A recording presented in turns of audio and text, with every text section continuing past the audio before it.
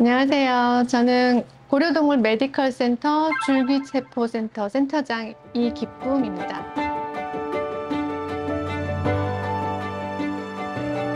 고려동물 메디컬 센터 줄기세포 치료센터는 동물병원에서 만든 줄기세포 치료센터로서는 가장 최고의 시설과 준비된 의료진, 그리고 준비되어 있는 여러 인프라들.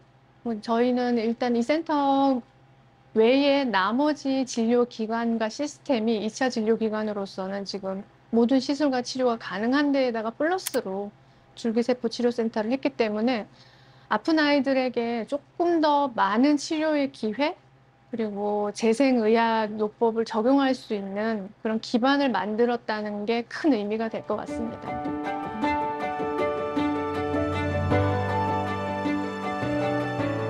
줄기세포 시술은 지금 현재로서는 아직까지 이런 병에도 써보니 좋더라 이런 논문들이 계속 나오는 중이에요.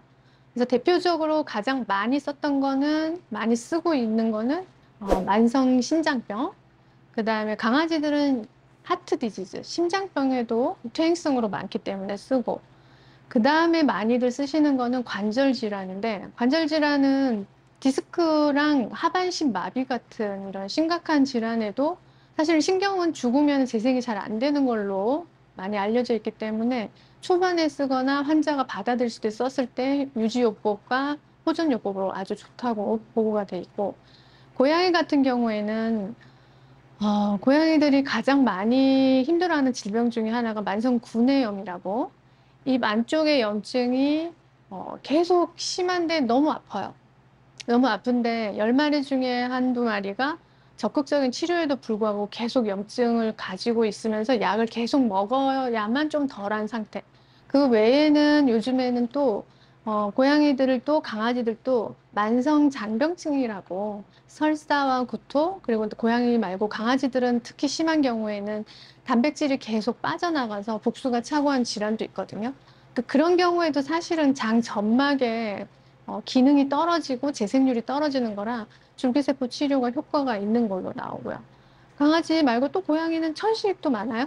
천식 같은 경우도 효과가 있는 걸로 보고가 돼서 사실은 그렇게 한계를 두지 않아도 되는 시술로 보이고 적합 여부만 확인하면 돼요.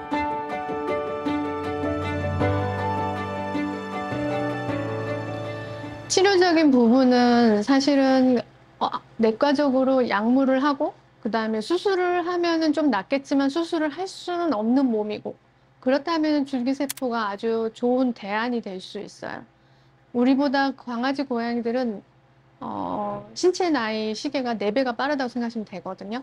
그러면은 아이들에게 이 시술을 했을 때 예상했었던 남은 시간이 한 달도 내다보기 힘들었는데, 줄기세포 치료를 하고 나니 만성신부전에서 내려오지 않았던 콩팥 요독증 수치가 떨어지는 게 눈에 보이거든요. 그리고 환자가 밥을 먹기 시작하고, 예방 차원에서는 어, 아주 건강한데 하실 필요는 없겠죠. 네. 우리 화장품 바르듯이 그렇지는 않지만, 예를 들어서 질병의 초기다.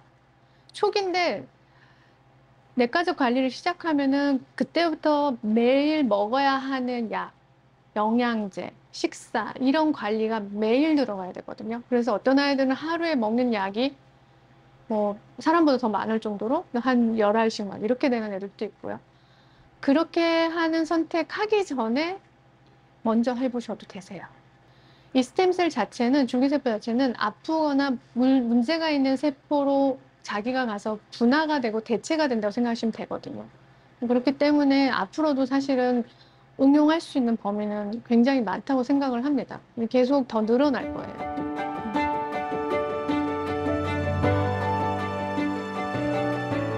줄기세포는 일단 어, 진단을 어떤 병을 받았어요. 예를 들면은 이제 우리 고양이가 만성 신장병 1기예요.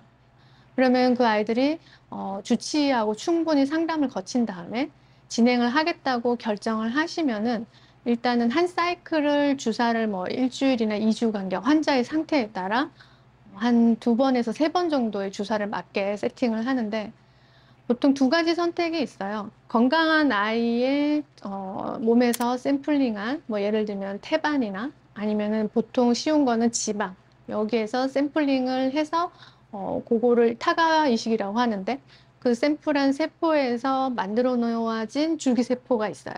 그럼 그거는 이미 배양을 해서 보관이 돼 있는 경우가 많기 때문에 보호자님과 아이가 괜찮고 주치의가 큰 무리가 없는 상태라고 얘기를 하면 이제 보통은 약속을 해서 바로 예약으로 해서 시술을 하실 수가 있어요. 보통 시술을 할 때는 환자가 이제 정맥으로 들어가죠. 혈관 주사, 링겔처럼 들어간다 생각하시면 돼요.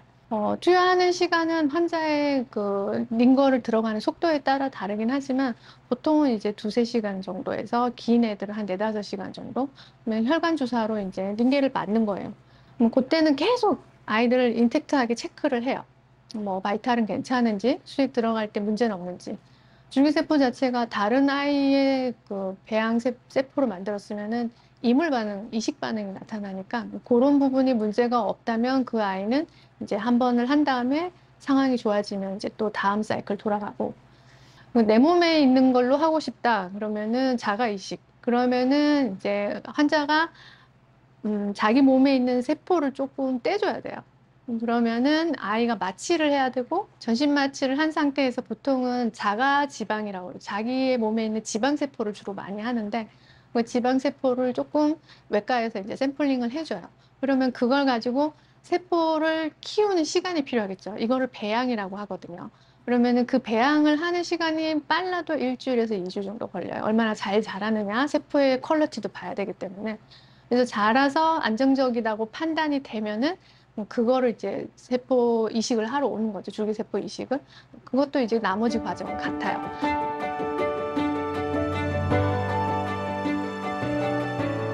당연히 국내에서 가장 줄기세포 효과와 줄기세포의 퀄리티가 좋은 병원. 케이스가 많은 병원은 원하지 않습니다. 왜냐하면은 저희는 줄기세포 치료만 하진 않으니까요. 그렇지만 줄기세포 치료가 필요한 환자에게 제공할 수 있대 가장 퀄리티가 좋고 치료 효과가 좋은 세포를 잘 키우는 그런 팀, 그리고 줄기세포를 시술하는 걸로 끝나면 안 되고 전후 단계가 다 관리가 돼야 되죠. 환자가 시작을 저희와 하면 그 환자는 저희와 끝까지 갈 수 있게 토탈 케어가 가능한 게 저희 고려 메디칼 센터의 특징이죠. 그리고 줄기세포만 배양을 하는 단계에서 넘어서 재생의학을 위한 또 다른 옵션은 없는지 이런 것들을 학술적인 것까지 연구해서 더 나은 서비스와 그다음에 치료 옵션을 제공하는 게